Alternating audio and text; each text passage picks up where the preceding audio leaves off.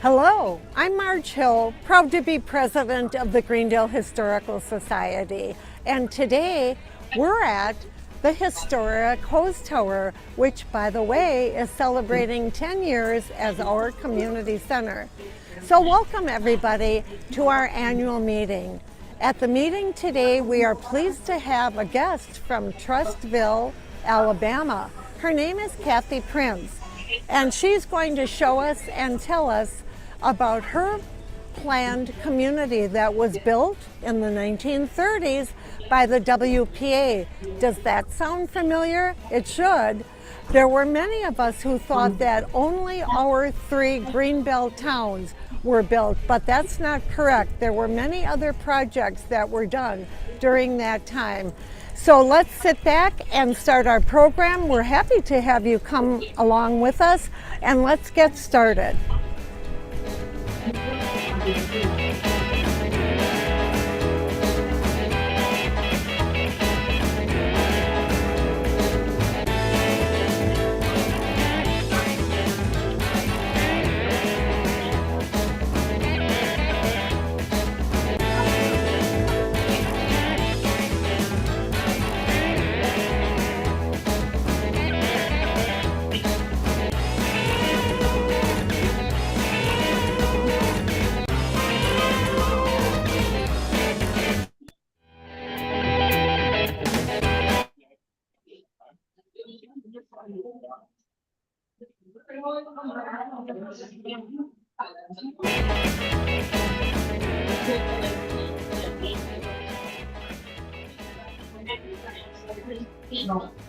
Hello, I'm Marge Hill, proud to be president of the Greendale Historical Society. And today we're at the historic Hose Tower, which, by the way, is celebrating 10 years as our community center. So welcome everybody to our annual meeting. At the meeting today, we are pleased to have a guest from Trustville, Alabama. Her name is Kathy Prince, and she's going to show us and tell us about her planned community that was built in the 1930s by the WPA. Does that sound familiar? It should. There were many of us who thought that only our 3 Greenbelt towns were built, but that's not correct. There were many other projects that were done during that time. So let's sit back and start our program. We're happy to have you come along with us, and let's get started.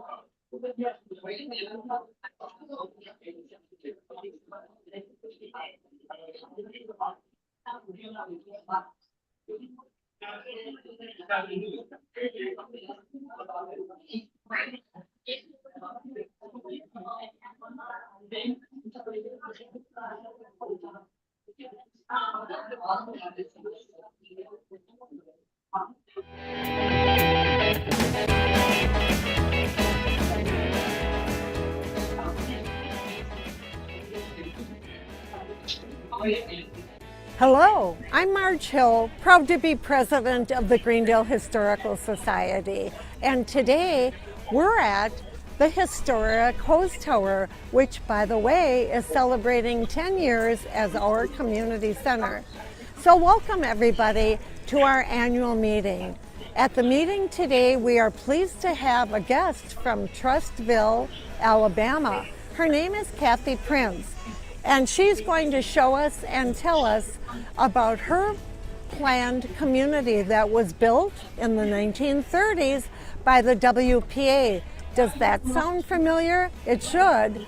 There were many of us who thought that only our three Greenbelt towns were built, but that's not correct. There were many other projects that were done during that time. So let's sit back and start our program. We're happy to have you come along with us, and let's get started.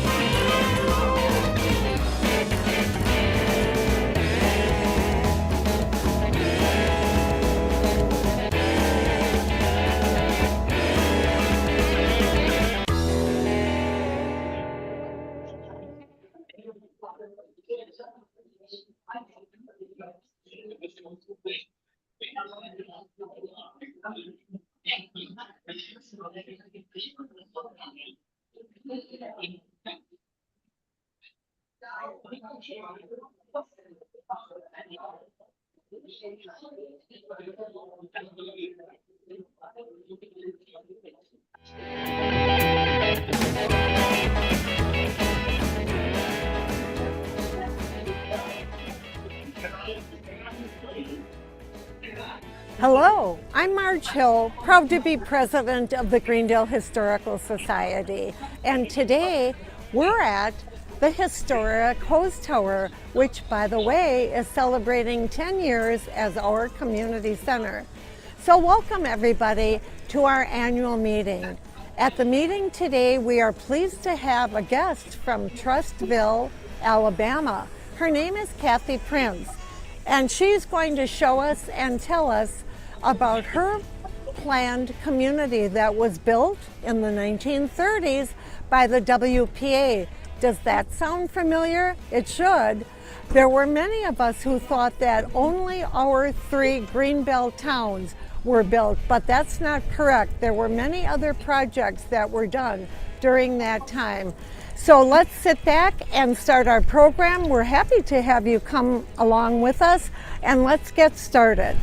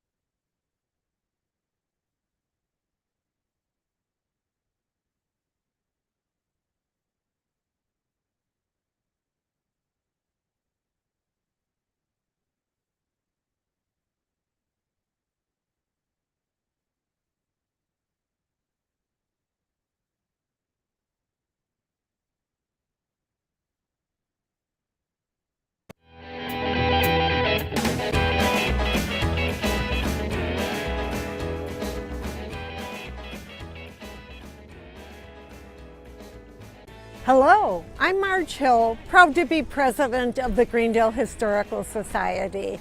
And today we're at the historic Hose Tower, which, by the way, is celebrating 10 years as our community center. So welcome everybody to our annual meeting.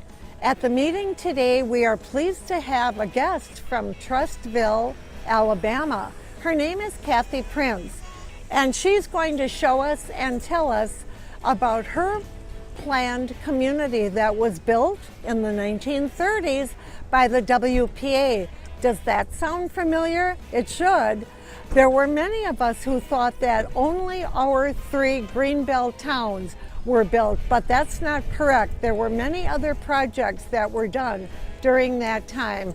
So let's sit back and start our program. We're happy to have you come along with us, and let's get started.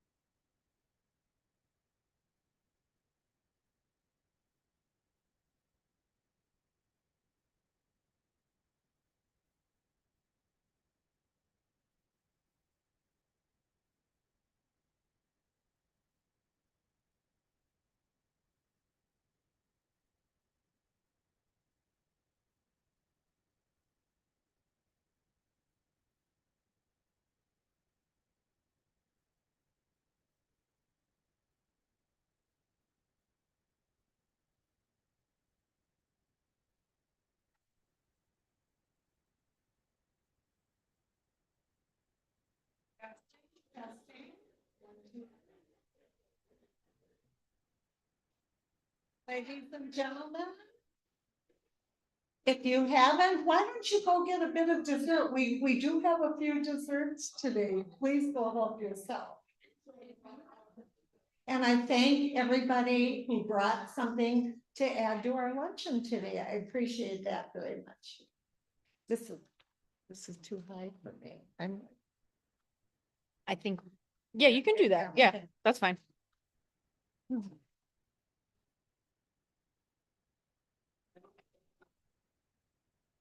Good afternoon, everyone. Well, our rainy day turned out to be beautiful, so we lucked out again today with lovely weather. And I'm so happy to see all of you here, all new friends, old friends. We're happy to have you. So today, we're having a little mic trouble with the portable mic, so we're doing this a little different today. Today, I would like to welcome our members and our guests. And we have a few special guests today. I'm looking for you, Kathy Vincent. There you are. Do you want to stand up? We have our county supervisor with us today, Ms. Kathy Vincent. And we're also happy to have one of our Greendale trustees, Colleen Beckmeyer, if you'd like to stand up. We're always happy to have the elected officials here with us as part of us and part of our group. Oh, here comes somebody else. So we've got a lovely presentation for you. It's really going to be a special afternoon. But first of all, we're going to welcome all the people who are looking in today that were not able to come, and they are watching us on YouTube. So, oh, I'm on there. No, We're broadcasting this on YouTube, so say hi. So that's why we are having this up here for right now, just it helps with that purpose. So thank you. Okay. So for all of you who could not join us today in person and you're watching on YouTube, we welcome you and we're happy to have you with us. We've made a little welcome for you.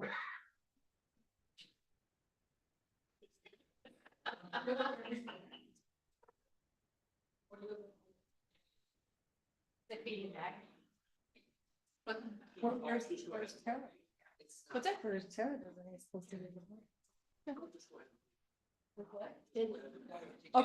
Okay, so we're moving on. We're happy to have all the people who are looking in at YouTube with us. We're happy to have you with them. Okay, so first of all, it's always interesting to know, we like to get you caught up on what we've been up to during the last year, what we are looking forward to doing with the Historical Society in the coming year, and reports from financial to new members. We're going to be getting you caught up with everything. So during this past year, of course, this is our big one. It was our 50th anniversary this year, and we planned a couple of big events. We've been celebrating our 50th since the beginning of the year, and we're very proud of what we have been able to accomplish. Not just us, the people who are involved with it today, but people who came before us. They set the tone and got us started to where we were able to renovate this space, take an original that was ready to be demolished practically and turn it into a very successful showplace of Greendale history. And we got our old fire engine back, and we've always got our interests in a lot of things going on in Greendale. So this year we've been busy celebrating our 50th. We held a special event at our house on Apple Court in June. We were blessed with very nice weather, and in July, we threw a big birthday party here at the host tower, and I bet a lot of you were at it. We had beautiful weather for that, and a band and food trucks, and it really turned out to be a special day. We had such good things set up for people to come and look at. The displays of our history were done so wonderfully. And I'd like to thank everybody on the Historical Society that worked on that, especially Ted and Mary. I know the the posters were a lot of work, so I thank you all for that. So that's what's been keeping us out of trouble this year. We've been busy with our 50th. But what are we going to do next? They always say, yeah, that's what you did before, what you got going now. So I'd like to introduce our Vice President, Jim Birmingham, and he'll tell you a little bit about what we're going to be doing in the coming year. And Jim was in charge of lunch, so what do you think, Jim? Thanks.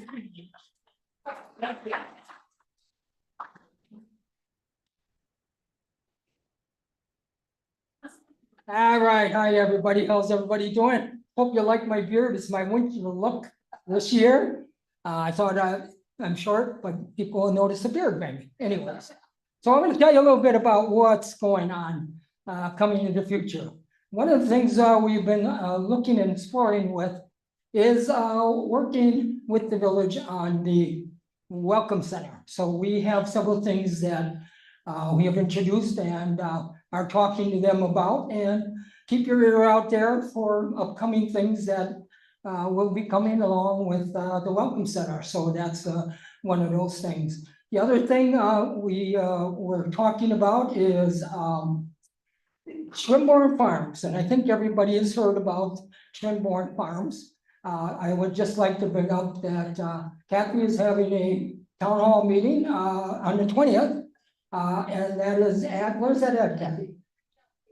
Safety Center, and I'm sure this will be brought up there as well. So if you have some things you'd like to talk about, we at the Historical Society are having a special meeting that we're talking about Trimborn Farms and where the Historical Society will fit in what's going on here. So again, keep your ears posted, and you'll hear things from us about that. Other than that, anything else I'm missing? I think that's gonna pull us to the end of the year, and I have to tell people we're getting close to Christmas. But that's coming up, and so keep an eye out. Our next meeting after this is not until February. So I'm hoping you enjoyed the sandwich. We went a little off course today. I said, you know what, I'm gonna try something different than sub sandwiches. Thank you to Pick and Save who made these sandwiches for me, and they did a beautiful job. So I thank them for all they did. And I hope you enjoyed. I had a choice between hot cider or hot cocoa, and I thought the cider would be kind of nice and warm. So thank you. And again, I will just remind you when you leave today, the blue containers are recycling and the other containers are for garbage. I already got one full of garbage, but when you leave, if you would just take the things off your table when you're leaving out, that just helps us clean up. So thank you much. Thanks. Thanks, Jim. Well, thank you for that update, Jim. And we're just going to have everybody come up and give a brief report. Our first report is from our house manager, our house on Apple Court. Mary Manila is in charge of the house and has done a lovely job keeping it up. We get rave reviews every time people come to stay there. So Mary has some news. Real quickly, I forgot to mention.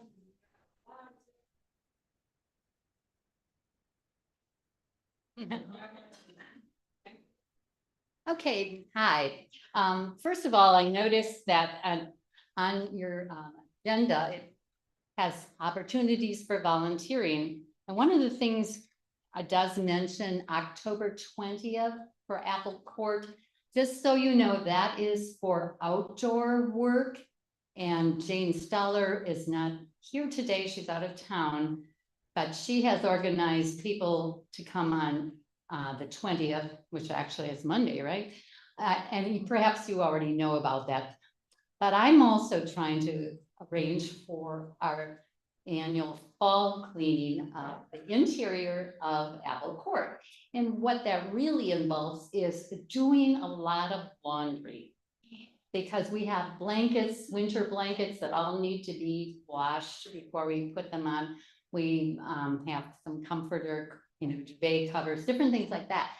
And we can't do it all on one day because there's only one washing machine. So what I'm really looking for and asking and you could write it down on where it says other, is somebody that's willing, if I drop off a blanket or two at your house, or a mattress pad or something that we wouldn't have to wash that day again.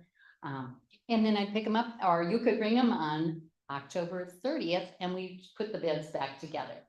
As far as the house interior goes, we have an excellent cleaning service now. They've been doing a great job. Tanya even probably wouldn't have to vacuum as hard as she always does, but if you want to, you may. But this is our, we don't have to really do a big deep cleaning this year. I don't think interior is really looking good.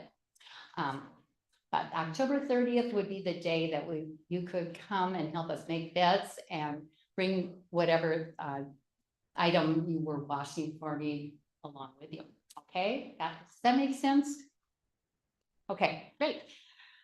And lastly, I do want to make a plea as the manager of the house. I feel lonely. I would like a companion. I would like somebody to co-share with me, perhaps, that has the same fire in their belly for that house, which I dearly love. I mean, it's like my baby. Everybody knows that. I'm crazy about it. But I need another person that maybe would share that feeling, and that we could take turns, perhaps just checking the house after guests leave. That doesn't entail a lot. I mean, it's generally just that we wash the towels right away because they're wet and somebody left. I mean, we do that, but the rest of the laundry is done by the cleaning service. And a few other things, open the drapes if they're not open, put the coffee pot there, put the shades up. I mean, it's just little stuff, nothing heavy, nothing real time consuming. But I just would like a person that is, would be willing to share with that. So if you're interested in doing that, please also sign on the bottom of your agenda, okay? Any questions? Apple Court is doing fine. You wouldn't believe it's, what, 3.5 years old now? It looks perfect. Really, guests have been kind to it, and they do love it. Thank you.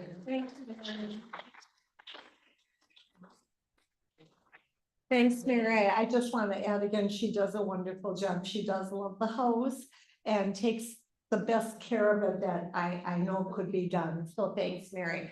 Next up, we have our board member at large, Mike Huber, who we call our magic man. He can repair and build anything, and he's in charge of our diamond tea. Mike?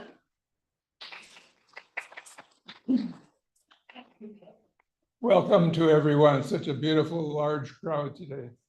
We're happy to have you. The Diamond Tea has had a rather calm year. There have been virtually no rides this summer. It wasn't a parade, 4th of July parade, but due to liabilities and insurance, the insurance companies have, not just us, but in general, have increased the fees for liability to the point where we've been kind of on a hold basis. That amount of money just for liability is probably close to $10,000. And Ted has exhausted insurance companies out there.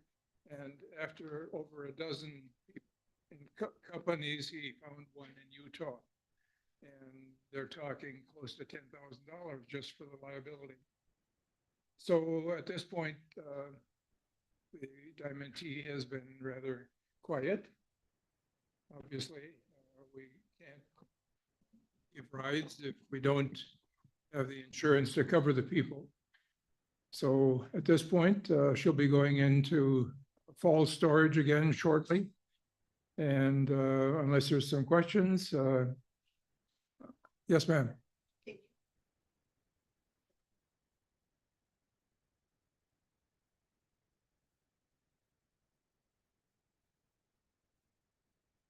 Sure, I answered that in the question.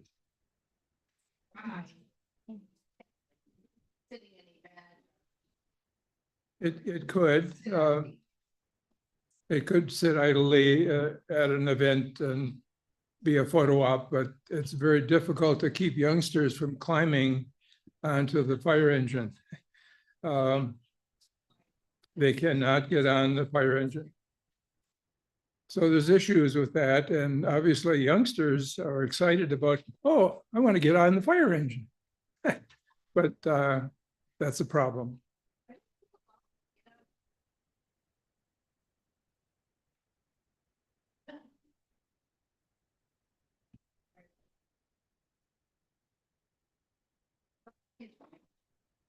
We weren't at the open house this year. Last year we were, and people were climbing all over the fire engine, yes. Other questions? Okay, thank you very much. Thanks, Ty. You can imagine how frustrating it is for us to get our Diamond T fire truck back, our original 1938 truck, get it back from New Jersey. Mike and a lot of experts up in Manitowoc, Ted, and some visiting mechanics worked like crazy on the truck over and over again.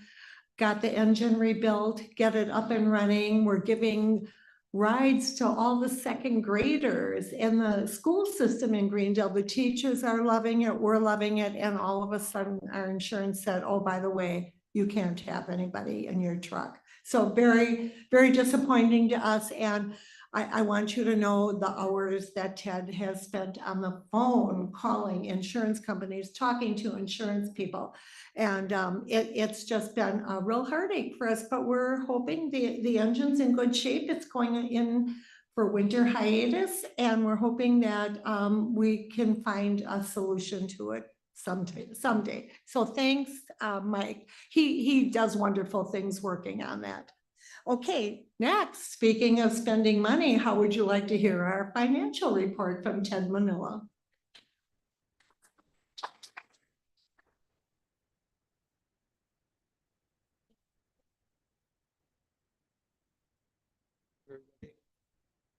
Always a privilege for me to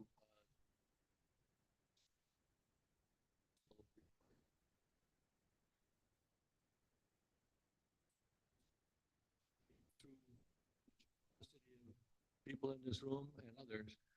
Our financial situation is excellent. We're in very good financial shape.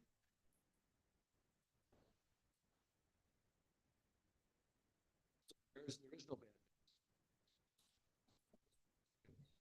I would like to give you some specific numbers just so that you can get an appreciation for what our status is. Currently, our total assets amount to $210,131. And of course, this includes the value of the house, but for accounting reason, the value of the house is only listed as the price that we paid for it, which was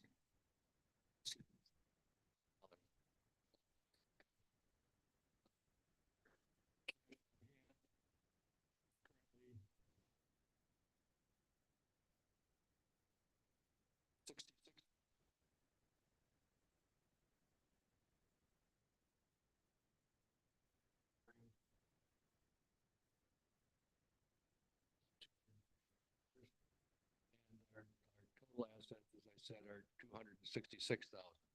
As far as Apple Court is our main business. It's an operating business, as my wife Mary told you about, which we have been fortunate to have several bookings, just so that you folks know this the way this works. We book through VRBO and Airbnb. So how many of you have ever done that with Airbnb and VRBO? So it's a very good system. We've done this since the outset, and we have a very good response. We have 100% satisfactory evaluations from the people that come. You get 5 stars. We've never got anything less than 5 stars, and that's the work of a lot of people, as you've already heard. And I know I was trying to go around the room. Nikki Massey, where's Nikki? Okay, well, Nikki Massey is she's our scheduler. So anytime there's any problem, you know, work with her. Oh, no, there's minor thing. The batteries went dead on the lock and they can't get in.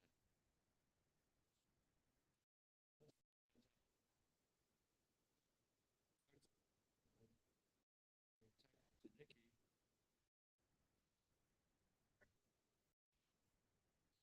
illustrate that to make this a successful operation, there are several moving pieces and several people help out with that. Certainly, all that. Starts with her and then there. In regards to the house, we operate the house on Apple Court, 5597 Apple Court, as I said. As members, you can rent at a member discounted price. So if you're interested, either for family or friends or yourself, you can rent at a discounted price. So we've had several people take advantage of that. So it's not something that we advertise on the site, obviously. So if you go on the site, you'll see the dates that are available. But if you want to book the place, you can either contact me directly via email or go to our website and then we can get you set up. And just like anything else, you know, it may be open this weekend. We checked our listing and someone booked it, but it's a 2-day minimum. So as members, you can take advantage of that. But since we do run it as a business, we keep track of all of our expenses. It's a challenge, but we keep track of everything. And to date, through September, we've averaged $1,428.44 of net. So that means we're making that much money. So it's our major fundraiser. And what we do with that money, we don't just sit on that money. Then we channel that money, and you're going to hear a little bit about that later in another report from Keith Roberts about our new program for giving back to the community. So that's kind of wraps up my report in brief. If you want a complete view of our finances, just drop me an email and I can send you a link and get you caught up with that. So any questions before I finish? Yes.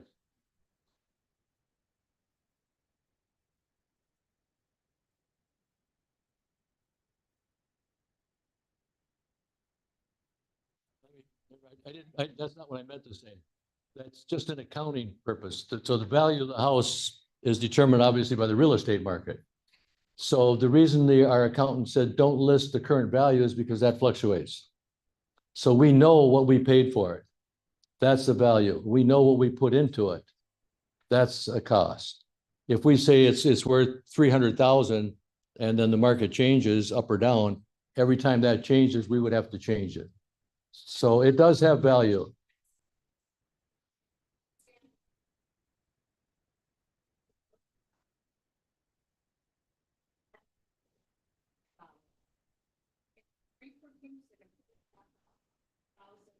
$2,500,000 a few years later because of the expenses that are we going to be caught in something like that?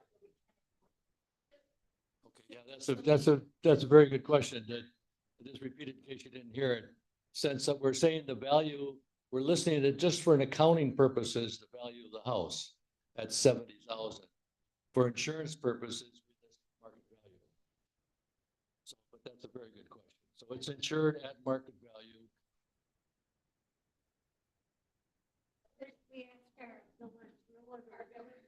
Well, we can determine the market value. We can say the replacement cost is $325,000, and we insure it for that. We insure the contents for I think it's $65,000. It's a very good question. We have, in my estimation, we have adequate insurance.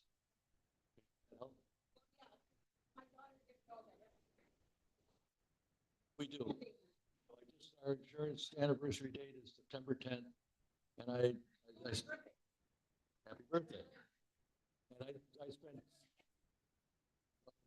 I go over it very carefully and do my due diligence to make sure we're covered. I also get advice from people who are smarter than me. Anything else? Okay, thanks for coming.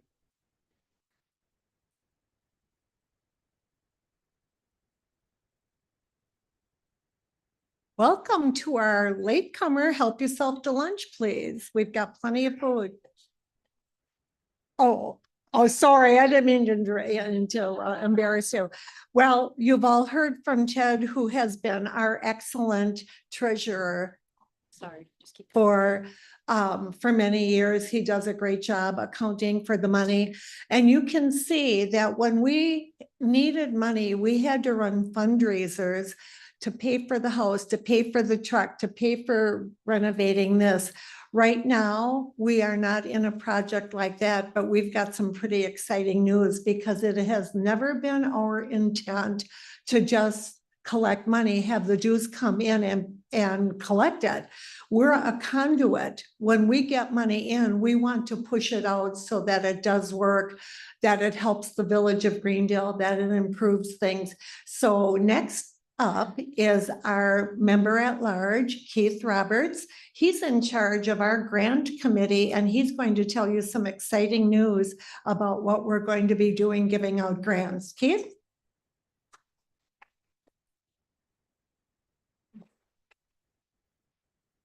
Thank you, Marge, and welcome again to everybody. I'm so excited to be here. Ted has explained how well the money has been managed so far, and we are, as a nonprofit organization, charitable, we are really getting a good set of money that we can start doing stuff with.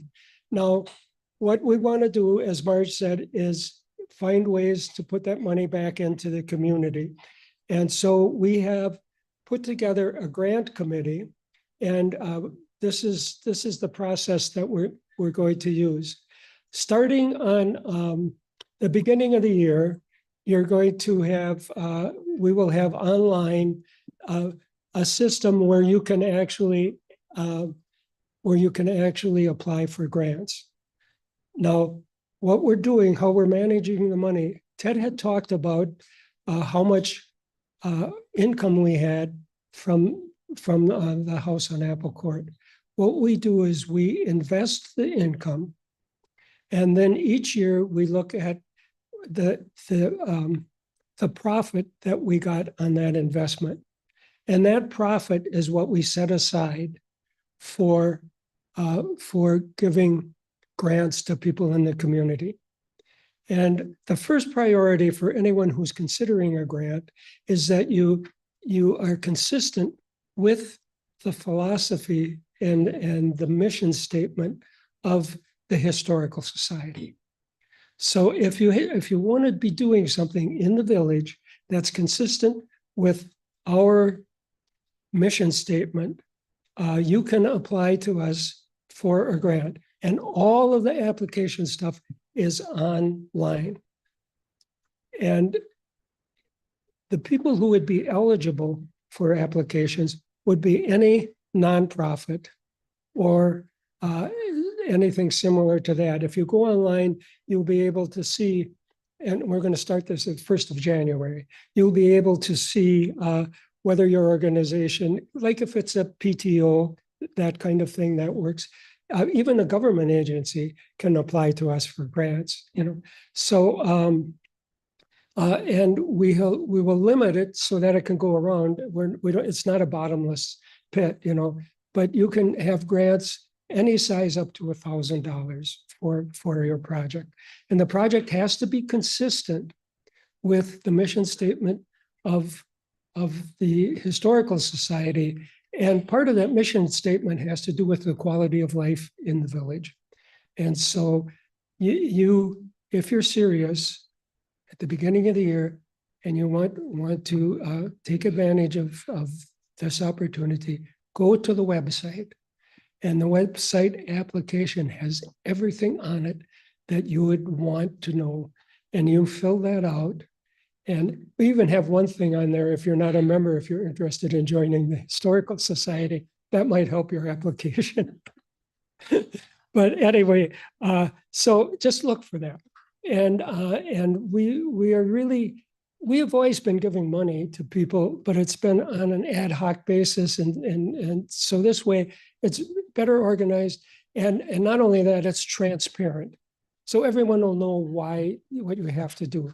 Look at the mission statement. So if you're doing anything in the village that's consistent with what we're trying to do, and you need some money to do it, you can go to the website starting in January.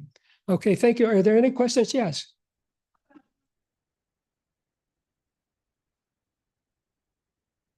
Well, it depends on the income that we make. So what we'll do is at the end of each year, we look at just at the income that we got from our investments. And that income, I think, Ted, is that around 6,000? Not this, where's Ted? Oh, yeah. Is that around 6,000 for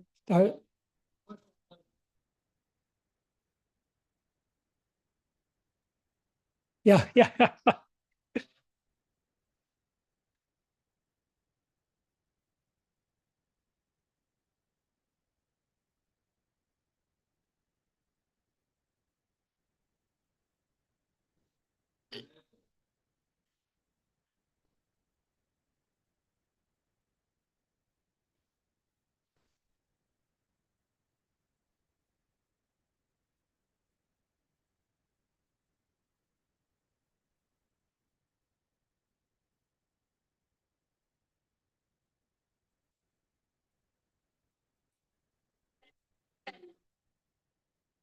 Oh.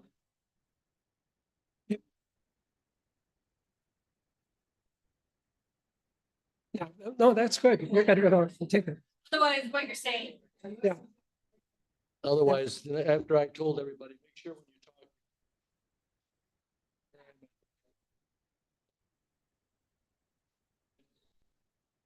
Specific project, what we're doing, the philosophy is, as Keith has explained, with this committee, which consists of some new members. In fact, we have two members who are attorneys, one retired, one's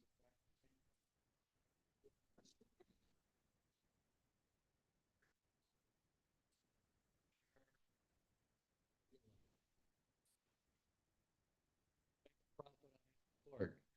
That money will be targeted for certain things. Not every cent will go to this project, but for example, we have money invested.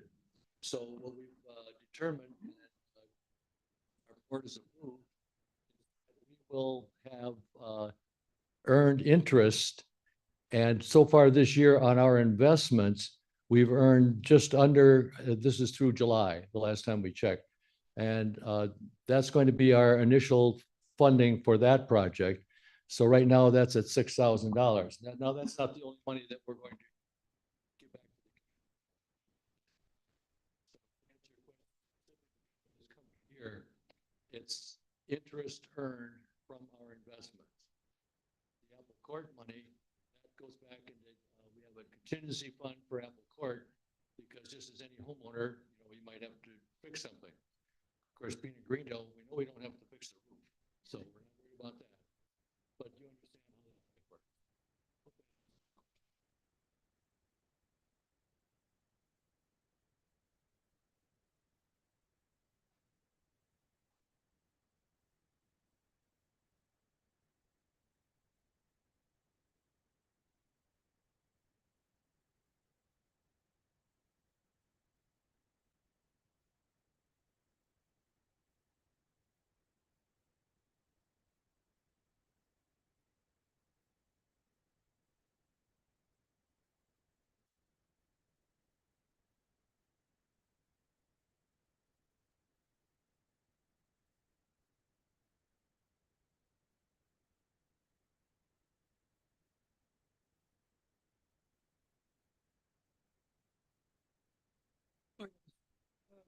And we decided to disperse it all at this time, but that's very flexible.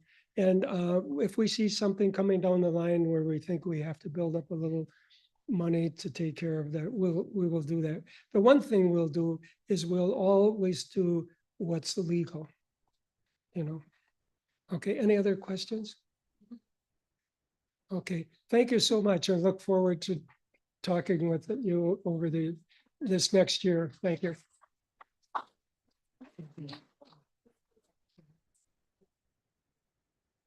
we are very excited to start this grant program, giving money back to the community. And so I hope you get the word out and let people know that as of the first of the year, they can apply. And we're looking forward to getting their applications. So thanks, Keith and Ted. Next, we have a quick report on membership. Oh, there you are. I'm looking like, where did Carol go? Carol Richards. Carol Richards is the head of our membership organization, and she's going to get you up to date. The membership committee, when we started out, our main directive was to obviously find new members. And we have a program going right now where when a new resident moves into Greendale, about a month or so after the closing of that property, we send them a welcome letter from the Historical Society. And we tell them that we have put together a little welcome bag for them at the Welcome Center. And if they would like to stop by and pick it up. And a number of people have done that. And it contains items pertaining specifically to Greendale, where all of the different services are, the different kinds of stores that are in Greendale. We have put together in a nice booklet. We have a nice little trifold pamphlet that tells all kinds of interesting fun facts about Greendale. They get a magnet that says what section you in. There's a variety of other little things in there as well. So we're hoping that they will come into the Welcome Center, because that also will bring them into the village, onto Broad Street, and will, get them acquainted with a little bit more of our village. But as that got going, I started running into people, and they'd say, "Oh, what are you doing?" And I'd say, "Oh, I'm doing the membership committee for the Historical Society." And they'd say, "Oh, did I pay my dues this year? Am I a member?" And now all of a sudden, like 3 or 4 times this started happening. And I'm thinking, why don't people know if they paid their dues or they're a member? And maybe there's a lot more people out there that think they're members and they're not, or they are members and they don't know it. So I got together with Ted, and we've been working on this for a couple months now on the database. And we found out that we have lots of names in the database that are not necessarily members. So we are working on kind of restructuring that. And that kind of precipitated a letter that some of you might have gotten saying, asking you if you would pay your dues. And I have gotten some comments from people, because Ted was nice enough to put my name in the email. And so people wondering like, hey, I'm a lifetime member. Why did I get that letter? Or, I thought I paid, but I guess I didn't. Or so we have some cleaning up to do of our database. And Ted and I, along with Jane Stoller, are working hard on trying to figure out exactly, are these people vendors? Are they just friends of the society that aren't really members? And kind of get people into different categories so we know exactly what the membership of our organization is. So one of the other problems that we found, though, is we don't have email addresses. We have about 1,500 names in the database, but we only have like 700 email addresses. Some of it is people became a member before they might have had emails. Or they just never gave the email, or however it happened, we don't have emails. So if that happens to be one of you, that you have an email address now, but you never get an email from the society, it's because it never was put into the database. So I have a real simple little form that just asks for your name and your email address, so we can get that in, because Ted sends out delightful emails during the year, and we want everybody to get those really informative emails about all the activities going on for our organization. So if you have not been getting emails, or maybe your email changed and we don't know that, please just grab one of these. I'll be out in the lobby. Grab one of these and fill this out for us so we can keep you up to date. So any questions? Thank you.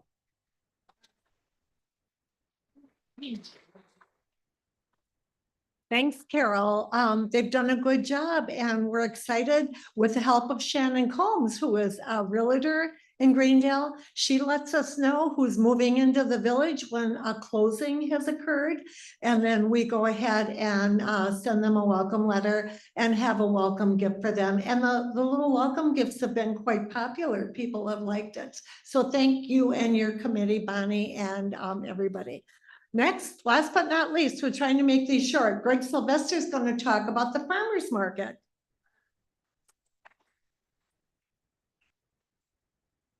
Good afternoon. The market this year, we did a little less than half of the 15 dates that were out there.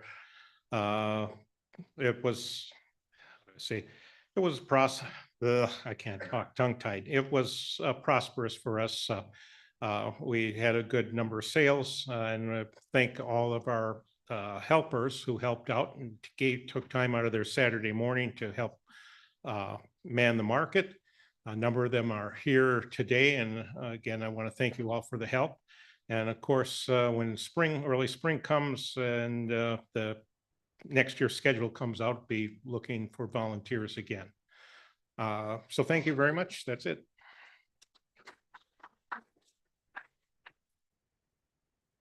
Thanks, Greg. I volunteer at the market as often as I can. It's so fun to see everybody come down. This year, some of you might have heard that I was leaving the market one day in a hurry and it started to rain and I had backless shoes on and I'm carrying 2 bouquets of flowers and I tripped and fell and broke my arm. So I just got my cast off last week.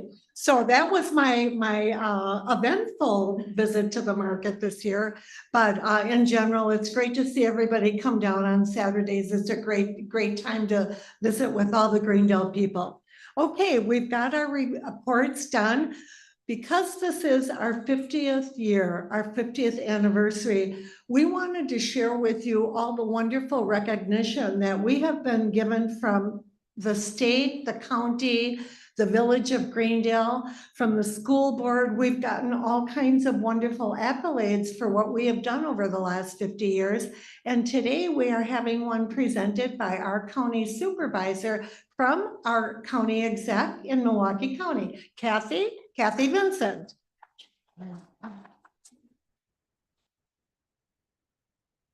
Thank you. First of all, I cannot say enough about just this room and the energy you feel in here. How many other communities are there that have a group of people that are so dedicated and passionate about their community than Greendale? So I want to give us a hand because this is a wonderful community. I love this place. I grew up here, and to be back here serving as an elected official is an honor. And I want you to know every one of you and your voices matter to me. The one thing Jim mentioned earlier is I will be hosting a town hall this Monday at the Greendale Safety Center from 6 until 8 p.m.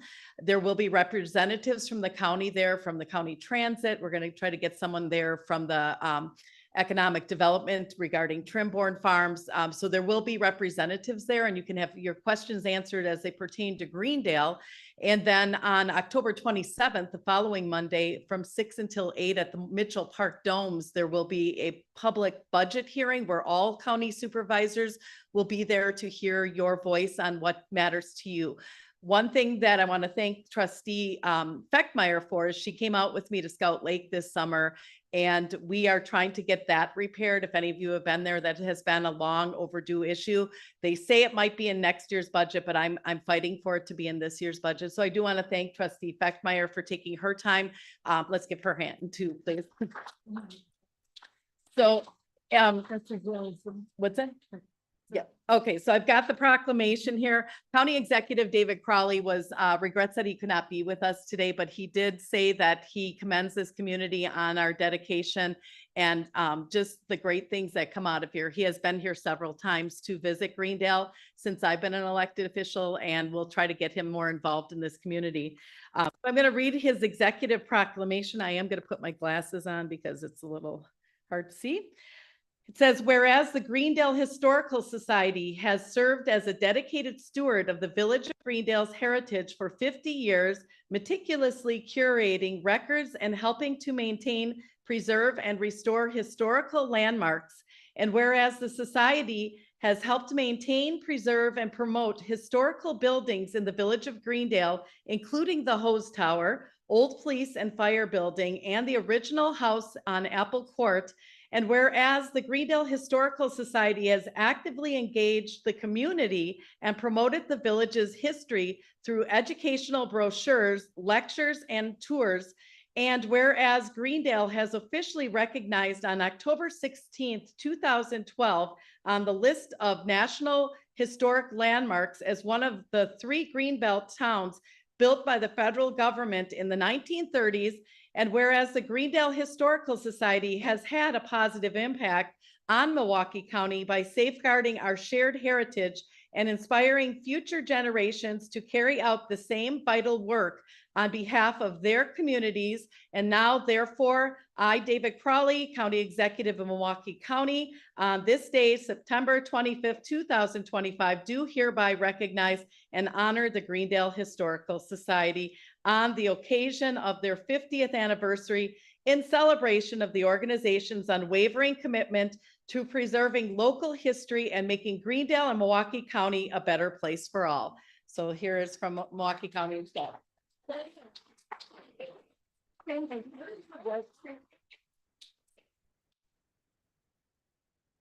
Thank you so much. We're honored. Ted, could I call you up a moment? Ted, can I call you up a moment? Come on over here. Yeah. Besides being recognized by the county, Governor Tony Evers has sent us something, and Ted's going to share that with you. Well, when I talked to Tony the other day, I said, hey, Tone, how about a nice plaque framed and everything else? So you can see here, it's very short. In fact, it was actually continued on another plaque. So you have to come to the Welcome Center. But also I want to thank Sally Chadwick. She was somewhere nearby, but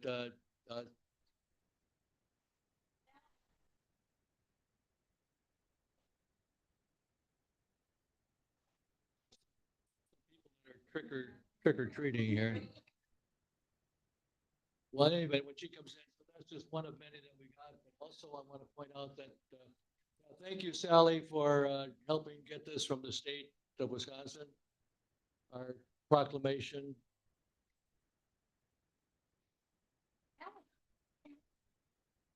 I'm sure you said something important, but I didn't hear you, Ted. I'm sorry. Sally was instrumental in us getting.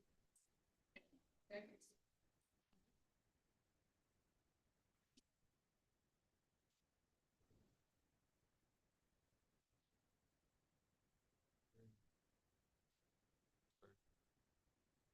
Years of our anniversary. We'll move on because our special guest, Kathy Prince, has been sitting here so patient. She's already had 3 lunches and 6 desserts. So half time is approved, but maybe I can just skip to this, just do this one more because this was of special interest to us. Probably one of the smaller plaques, but I think it's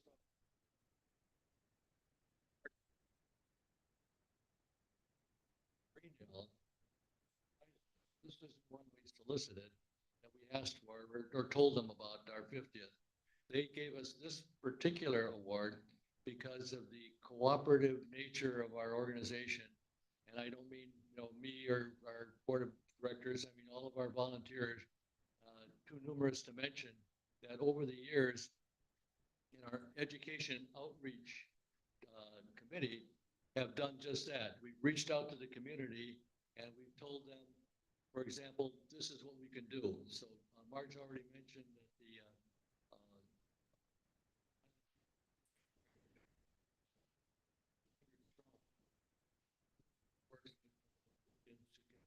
award.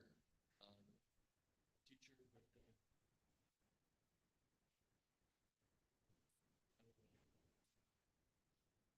work.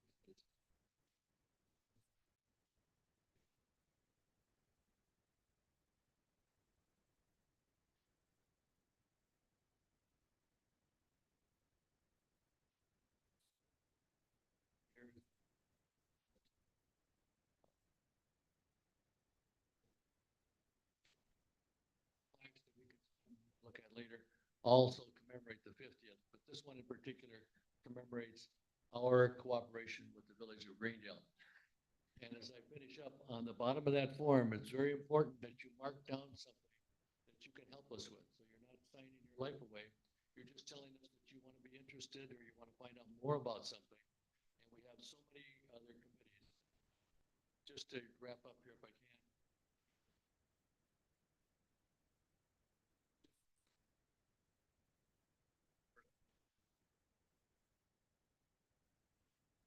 Of people that were on an active committee in this group, not one that just meets occasionally or from time to time, but is actually involved, like Keith's grant committee, Carol's membership committee. It was, and Greg's volunteers.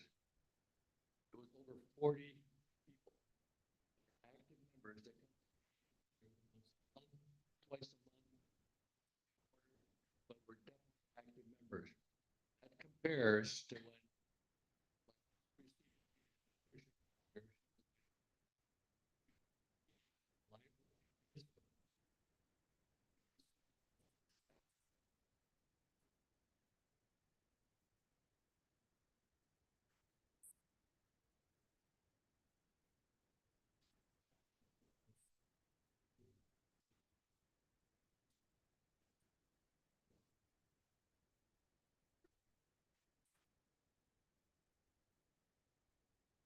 Our official 50th anniversary happened on September 25th of this year. On September 25th, the village declared that Greendale Historic Day. We were up on the electronic sign, had our picture taken up there. And one of our trustees is here with what the village gave us real quick, and she has just a couple words. Thank you.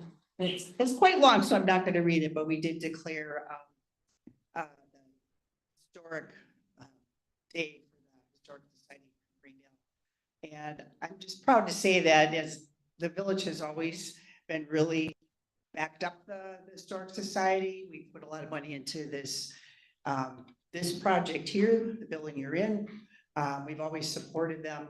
And of course, I think 5 out of the 7 on the village board grew up here, including myself. So it's just nice that we work so well together and we're working really well with the schools. But I'd just like to back up Kathy Vincent on that meeting on Monday. If you want to know, we pay a lot of money to the county of Milwaukee. They charge us a lot of money in taxes. So you really should be involved. And it's sad that at those meetings, not many people show up, but they're really interesting. These head of these different departments, these people are just really, really sharp people. They know their stuff. It's really fun to meet them and ask questions. They just raised our taxes for not property taxes, but your sales taxes. We voted to do that because we want to support the county, but come and talk to these people and see where your money's going. It's Monday, 6 to 8 at the Safety Center.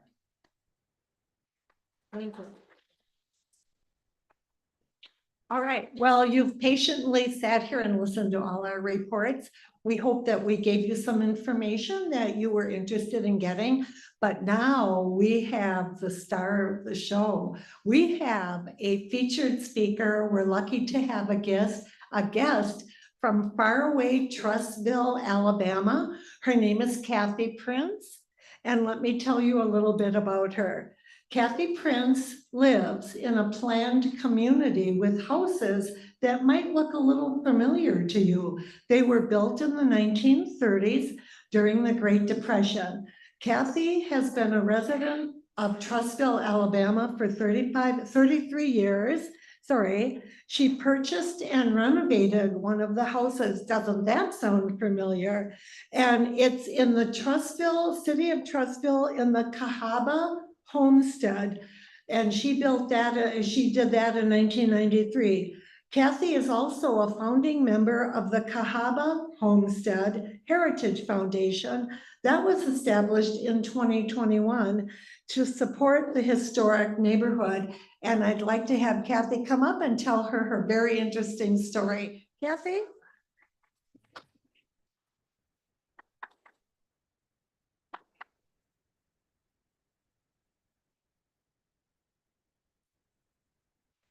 This is going to make me feel tall, which I'm not. I need to make sure that everyone can hear me okay. Is everyone able to hear? Okay, up a little bit more.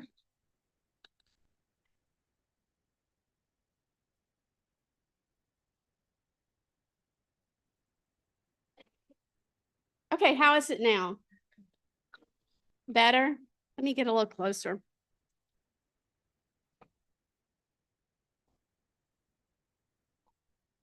Better? All right. I'm not as tall as the previous speakers. But that I'll make up for that in passion about my topic. So I'm really pleased to be here. I appreciate the opportunity to come here and talk to the group. I imagine that most of you don't even know there is such a place as the Cahaba Project in Trussville, Alabama. I think it has been a surprise to a number of people. But I do have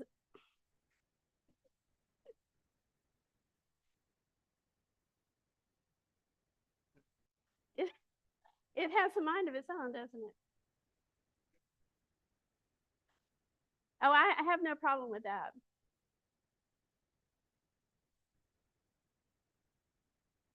Go ahead and talk among yourselves for a second.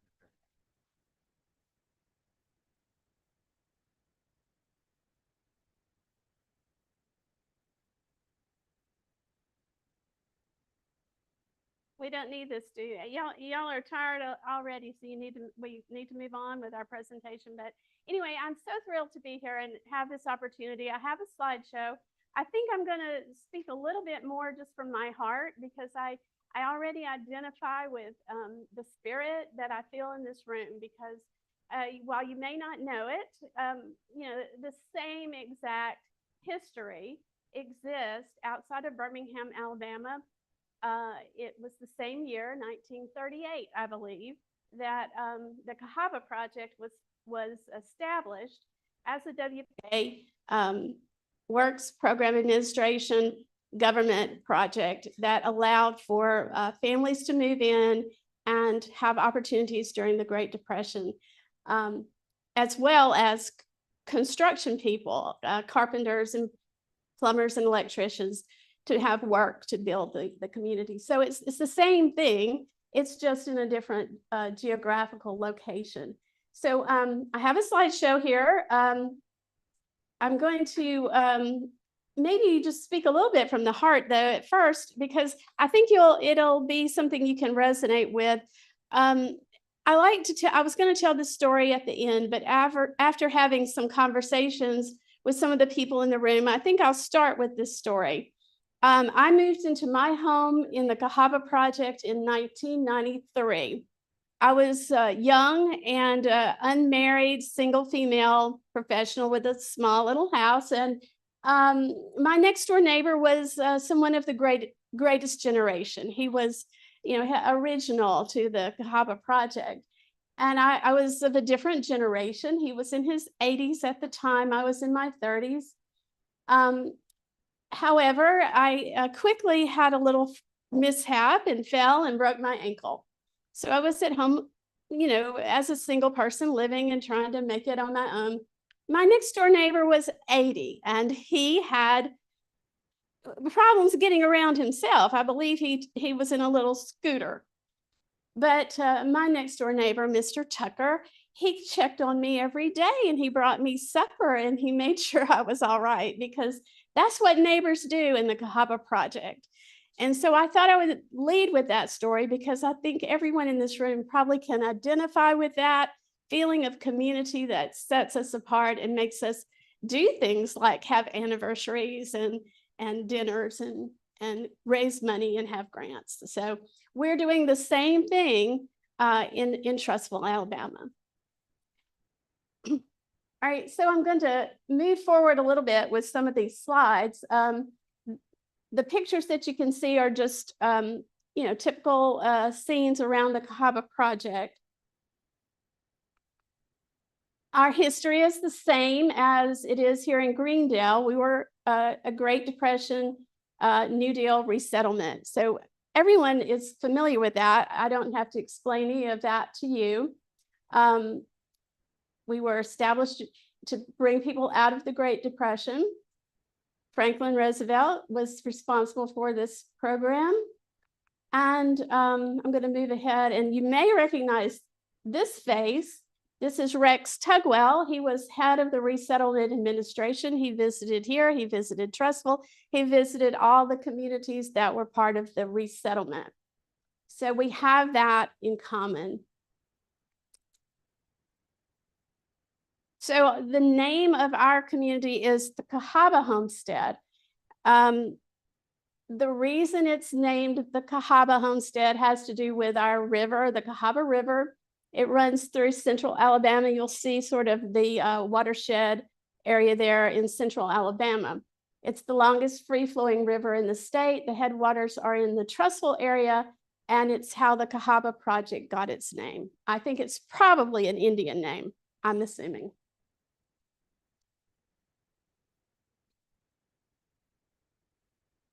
Oh, I'm going backwards.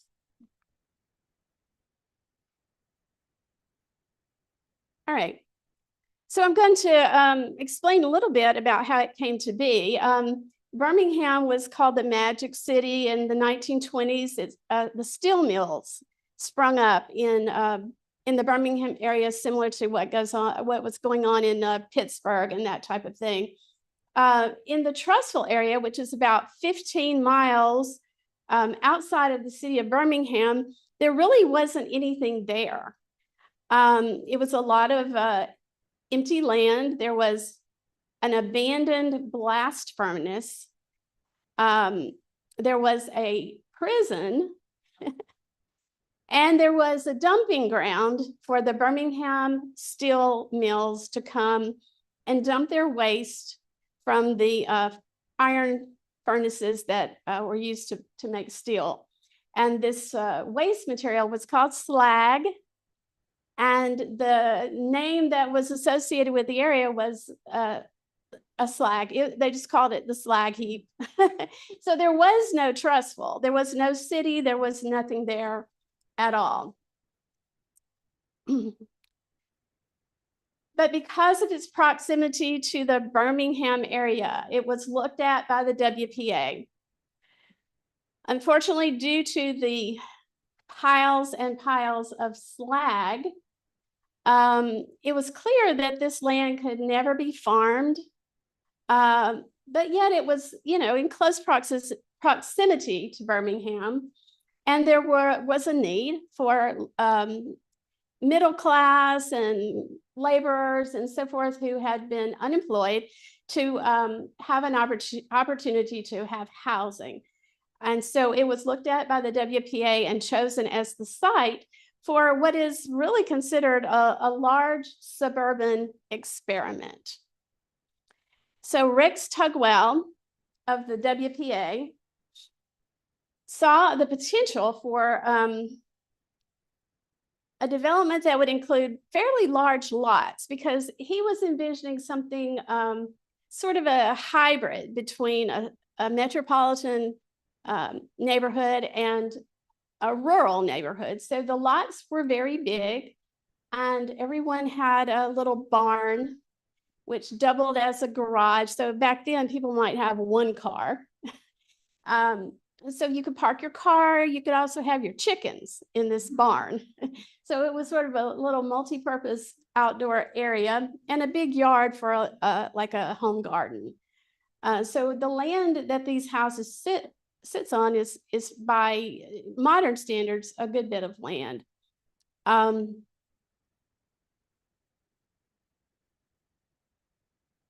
So here you'll see it was initially called Slag Heap Village due to the slag from the Birmingham steel industry being dumped there. All that slag had to be moved out for the houses to be constructed. So that was another big project that put people to work.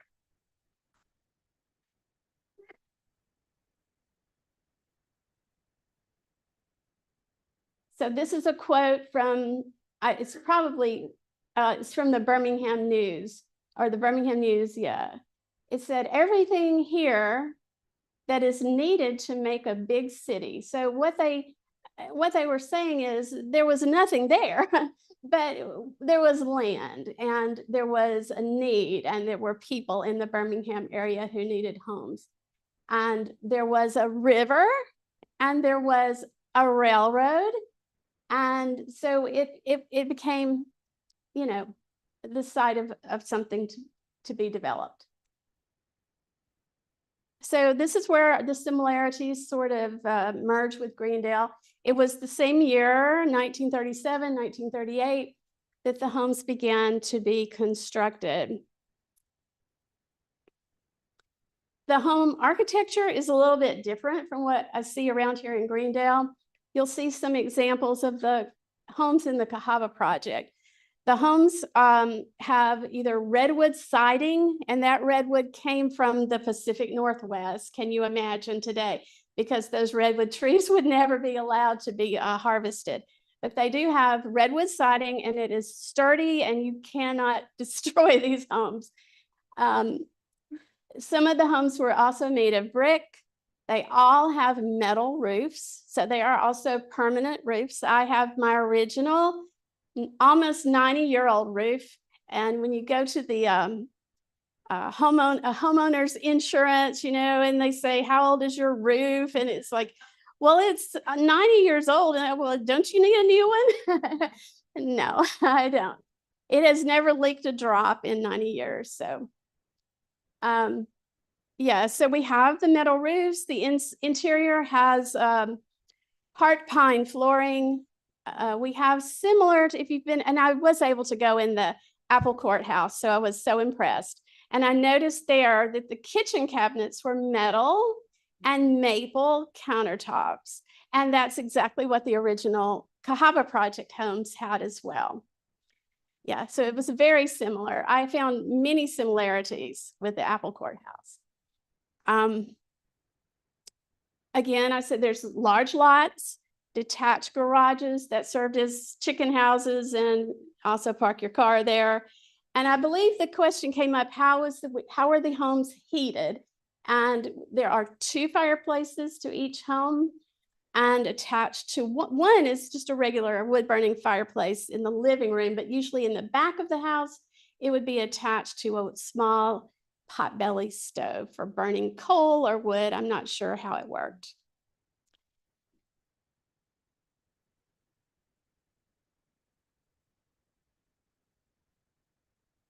So there's a little bit of the construction underway in 1938.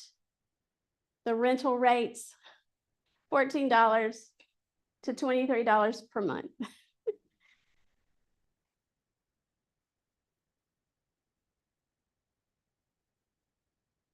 So these homes were rented for 10 years. After World War II, the homes came up for sale by the federal government, and the residents were offered a mortgage. It was like a mortgage arrangement from the federal government. So of the 287 families living and renting these homes, almost 100% of these families were able to purchase their home through a mortgage arrangement. So for the first time, many of these families were able to have home ownership. And that's the beauty of what happened during the Depression. It seemed to be, we spent a lot of money on the front end. The government coffers were just poured into our country's infrastructure. But as a result, many good things came out of it. People, were given opportunities that we just don't know. If the New Deal had not been put into place, what would have happened in our country? So that's the good news. It became a home ownership opportunity. This shows that the community was a tight-knit community. They developed a newspaper for the community. We did have a cooperative store, kind of a community center. We had a high school in the center of the community. The way our community is laid out is we have a central park. We call it the mall because it is modeled after the mall in Washington, D.C. It's not that big, but it's the same kind of floor plan or, layout. And then the high school is at one end and the community center and the library and those types of things that you have here in the village were also part of our community as well. Okay, so this brings us up to the question, if there was no Trussville, Alabama, there was only a slag heap that was turned into a resettlement village, what happened as time went on? So at the end of World War II, it was decided that, maybe we need to incorporate the town because it had grown and there were stores and there were various things around there. So the residents, which was primarily the Cahaba Project at the time. I think the population, I don't know what the population was in 1947, but it wasn't a lot. So the residents voted to incorporate as a city. They gave the name of the city to be Trussville, named after a landowner who had moved there generations before. And his name was Warren Truss. And, he was long gone, but that name had been in the community for a long time.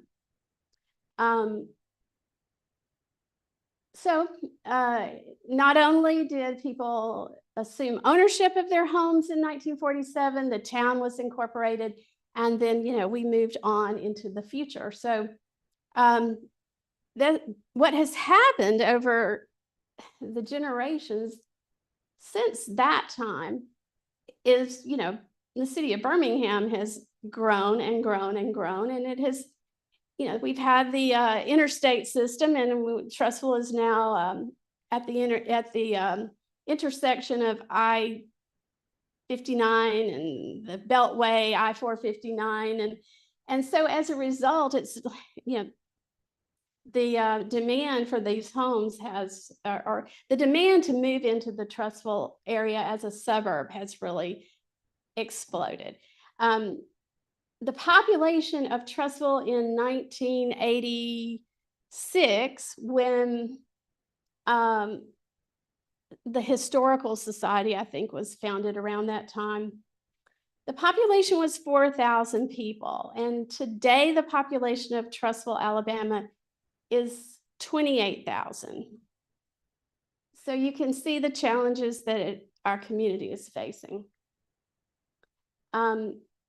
During the past few decades, we've had some ups and downs. There has been an interest. We have had like a neighborhood organization that has existed for quite a while, but it's never been very cohesive. The Historical Society really focused more on the whole community and not just the historic neighborhood. But there was interest around 2006 by our city council to put the neighborhood on the National Register of Historic Places. And so we were put on the register in 2008, I believe. A group from Trussville went to Washington, D.C. and actually collected a lot of documents out of the archives in Washington and brought them back, copied them and brought them back to our local public library. So there has always been a certain degree of interest, even outside of the neighborhood. So there you can see in 2006, we were added to the National Register of Historic Places. Unfortunately, what kind of happened, I have hinted at, as Birmingham engulfed our community, the demand for housing has exploded. These houses are now 90 years old, and they have tiny closets, and they don't have a big great room, and they don't have, what every modern house, a big garage, they don't have that. You can see here some of the architecture. They're tiny, they're cottages. So the lots are big, but the houses are small. So there is a temptation that if grandma has a house here and grandson now wants to live in grandma's house, but doesn't quite want grandma's cottage feel, so let's just think maybe we'll just tear it down, right? We'll just tear it down. It's a nice big lot. It's close to Birmingham. It's in a good community, and we can build $1 million house there. Yeah. And that is what has happened in our community. We've lost about 7 to 8, I'm guessing, original structures demolished completely to the ground over the last 5 to 10 years. So we are trying to discourage that. We are trying to make our community aware that having something unique like a historic district is of value to everyone in the community. And so we formed a group in about 2021, and we called ourselves the Cahaba Homestead Heritage Foundation, a nonprofit organization dedicated to educating the community about ways to, value what we have here in Trustful. So it was my idea as part of that group to collect some old photos and begin to, bring that to the newer residents who had moved in. One of the things when I moved into my house in 1993, I noted that many of the homeowners had an old vintage photograph from the tax records that was taken as people's houses were assessed for their property values.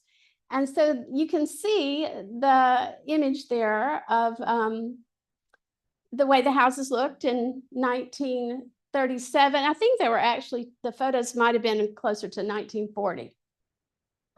There is one particular little house there with attached to my Facebook post, and that happens to be my house at 109 Magnolia Street in Trustful, and it was taken in 1940, and then a picture that represents how it looks today. So I posted this on Facebook, and I put a challenge out to our little community of 287 houses, and said, do you have a photo like this?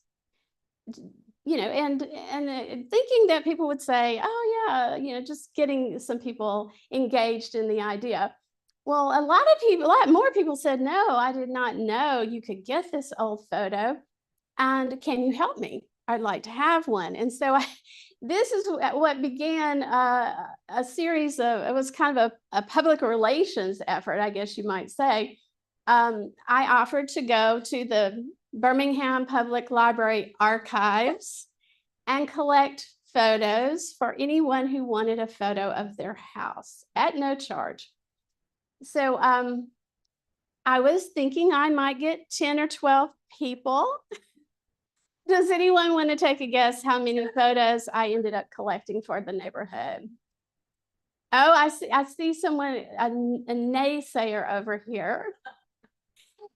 No, I collected 120 photos. Yeah, so the interest is there, and it spoke volumes to our city leaders, who we are trying desperately to convince that there is still a spark in the city of Trustful for the history and the value of what that community meant to the founding of the city of Trustful.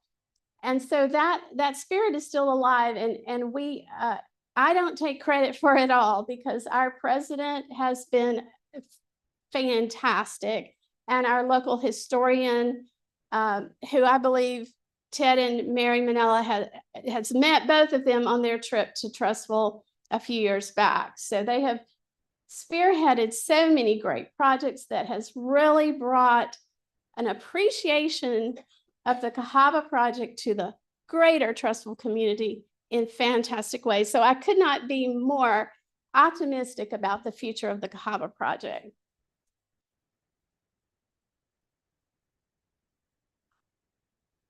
One of the things that we did as part of Cahaba Homestead Heritage Foundation was we established an annual Heritage Days. It began in 2023. Our president is a fabulous gallery represented artist in Alabama, and she had a great idea to enlist artists to come and paint in the neighborhood. So we have a group called the Alabama Plein Air. They come in, they paint outdoors. They painted all the homes. They put the paintings into a cell. We had home tours. We had a group from Gee's Bend, and I don't know who knows about Gee's Bend, but that's a New Deal sort of community in South Alabama in the rural area. They have a group of quilt makers that came and did a demonstration. We had music, home tours, and this has become an annual event. So this was a great idea and has created just a surge of renewed interest in our neighborhood. Here's a slide showing some of the architectural plans because there's only a limited few. Most are cottage style that you'll see there along the bottom or on the right side top. That's how most of the houses are. There are some that are 2-story, and I've seen this roof style here in Greendale as well. And then we do have a few that are duplexes, but we don't have any of the multifamily homes, but some that are duplex homes.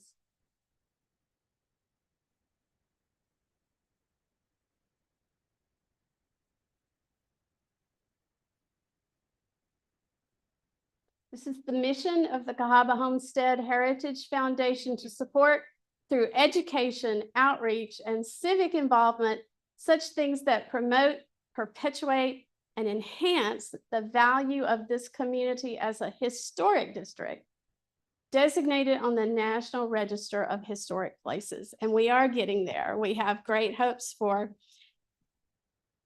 encouraging homeowners to not tear the houses down. If you must renovate, do so in the character and the architectural style that has been a part of our city for so long. So just in closing, I feel like it's fitting that I'm speaking to your group here today as part of the anniversary celebration.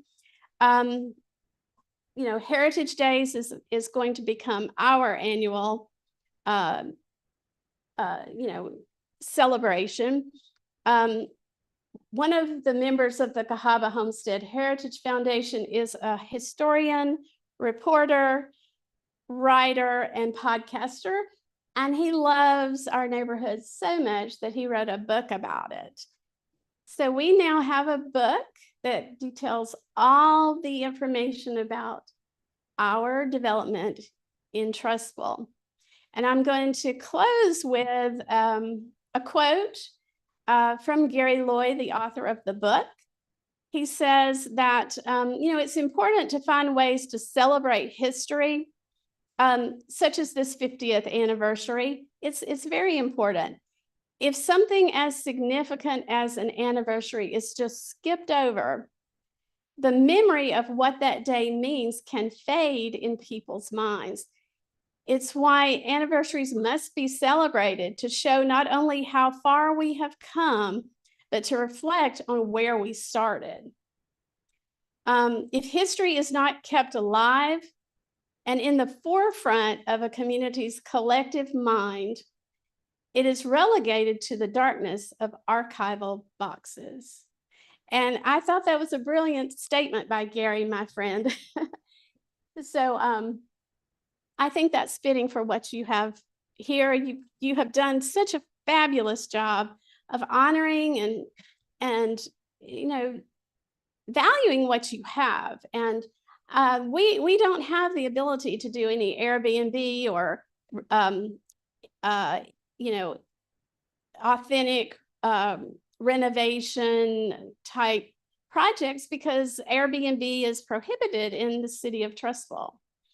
So we hope that we would change that. We have a few longtime residents who have meticulously kept their homes in character and not done a lot to significantly change them over the years. And I can think of two right now that would become absolutely a gem as rental for our foundation in the future. And we would love for our city to honor that and look at ways to do what you do here in Greendale so well. So I think I've covered most of the bases. Has everyone been able to hear me okay? Okay, good.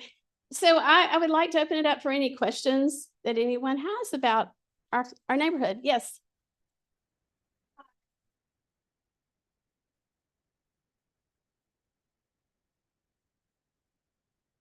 Yes.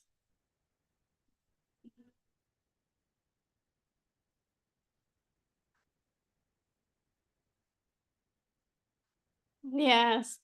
Yes. Oh, it's incredibly walkable. The lots are a little over a half an acre on average. Ted and Mary came to the story of how this connection. I saw Sally Chadwick was here. So there's a chapter about Greendale in our book, chapter 61. So you must read it.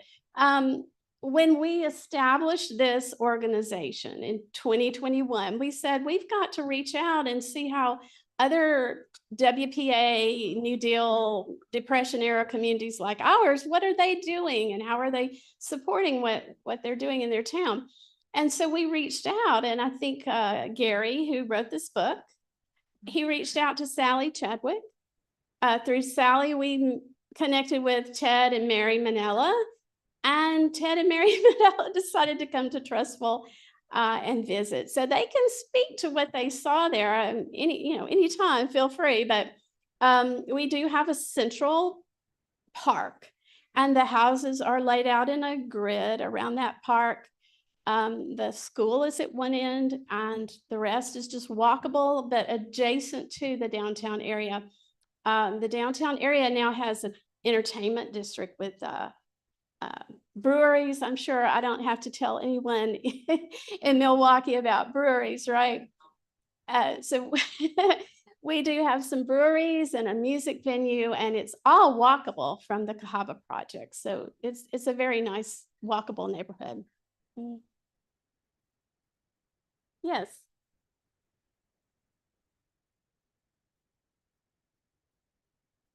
Oh my goodness, yes. It is a mixture. For the most part, people have honored the architecture, kept the front facing part of the home as original as possible. It's not 100%, but for the most part, it's very intact as a neighborhood. Yes. No, the land is flat. We have crawl spaces where a possum can get into and tear up your HVAC. I believe someone in this room might know about that. That happened to me.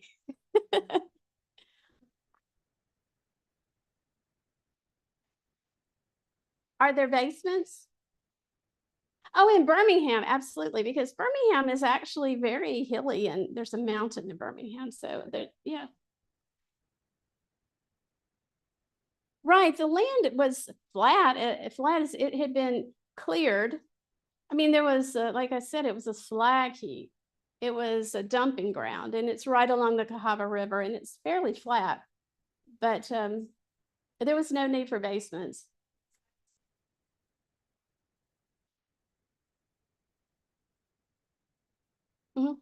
Very similar, small rooms. We have transoms above each room.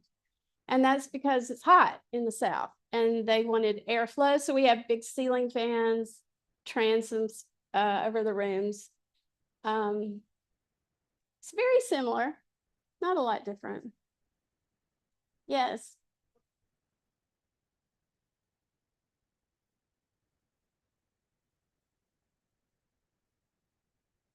that's a great question. You know, they had a common store, and they you know, they had chickens, they had a garden, I'm sure they had a market. But there are dry goods and those kind of things, I believe, came to the common store that was there in the center of the community. Yeah, it was. Well, there was a building. It's now called Heritage Hall, and it was an original community store. Mhm. Yes.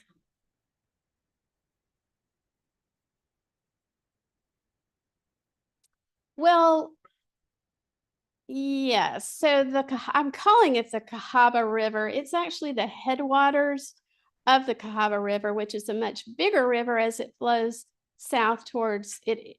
Ultimately ends up in Mobile Bay. But in the Trussville area, it's really not a very big river. So it's really the only waterway, but it's small there. People get in, put their canoes in there, and then you canoe through Birmingham. You come out the other side of Birmingham, and you're in some of the most beautiful scenery. If anyone's ever heard of the Cahaba lilies, they are a rare water lily, and they grow in the springtime in Shelby County and Bibb County in central Alabama. It's just a very beautiful part of Alabama.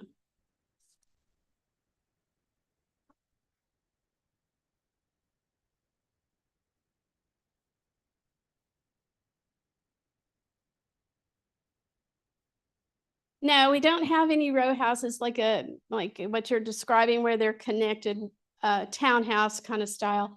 They're mostly individual cottages. A few are 2-story larger, and we have a few duplexes that surround the mall. Mhm. Yes. Mhm. Yes, I mean, we've done it for like 3 or 4 years now. Mhm. Yes, we do. April. So I would love to see each and every one of you. We would make you so welcome. So yes.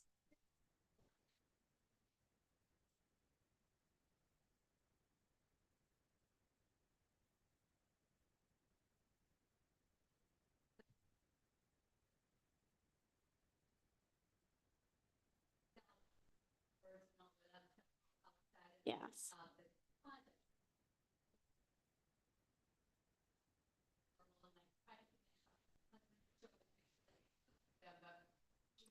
Well, everyone here has a cell phone, right? So you can all look at our website. It's called cahabaheritage.org.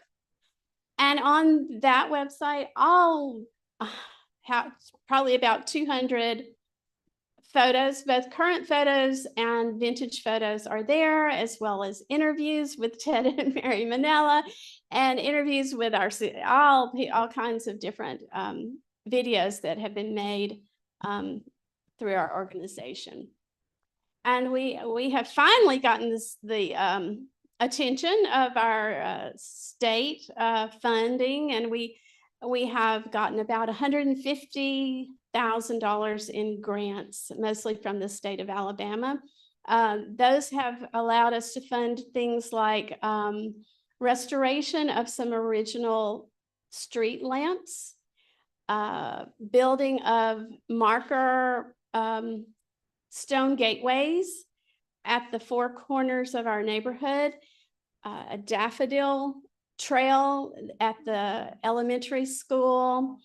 And we have even more ideas as we approach, what will soon be our 100th anniversary, as it will be for Greendale. We are at about 90 years, I believe now.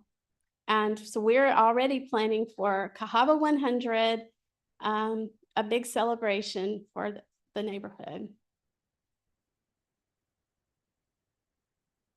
Yes. Do we have what? Catholic churches. We do have we have one Catholic church in Trustful. Yes, we do.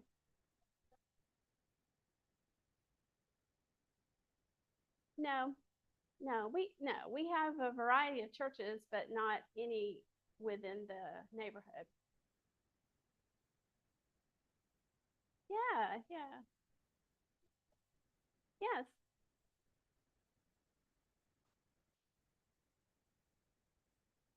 Oh, that's a really good question. And the folks back in Trustful who may be watching this need to know that it would be a great thing, but it is up to our city council. It is on their desk.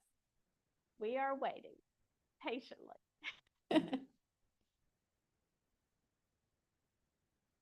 All right. All right. Thank you so much.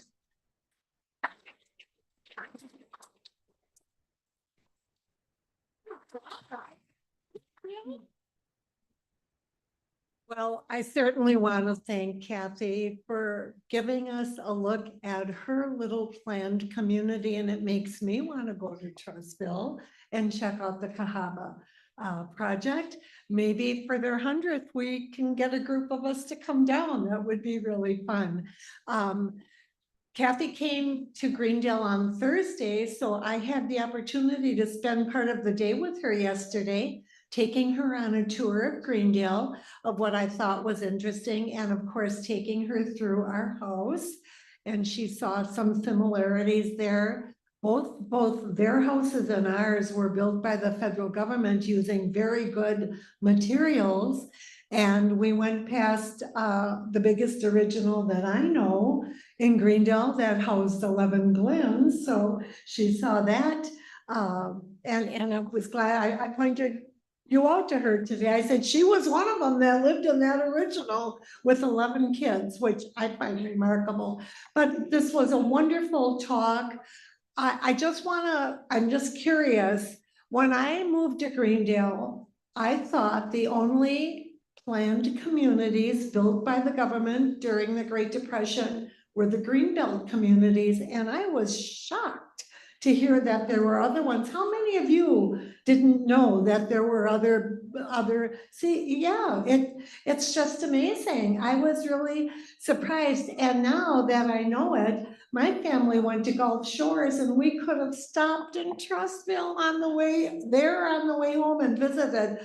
I'm so glad that Ted and Mary had the interest to stop there and take a look, and they brought information back, and that we connected and had Kathy visiting with us for our 50th. It's made it very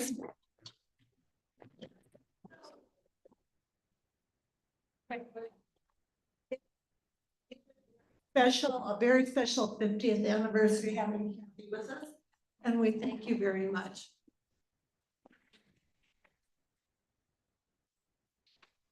So once again, I'll remind you, there are some sheets on the table if you're interested in helping us along. You know, I always tell people we are an all volunteer organization and we always can use your help. Jill.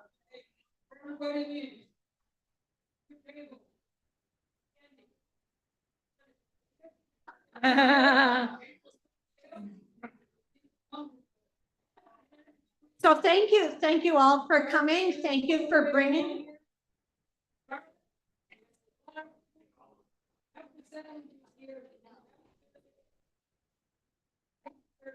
Thanks for coming, and we look forward to seeing you again in February.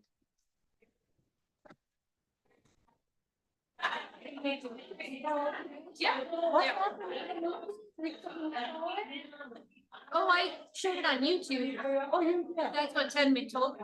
Oh, So- I thought it might have been. No, I mean, Ted told me it was for YouTube, so. Oh, played I it on haven't my- seen it in a Oh, while. you watched it, right? Yeah, we did it so fast, it was so hot.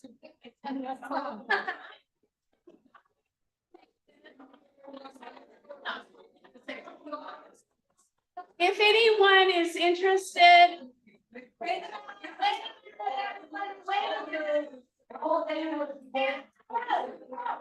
Attention.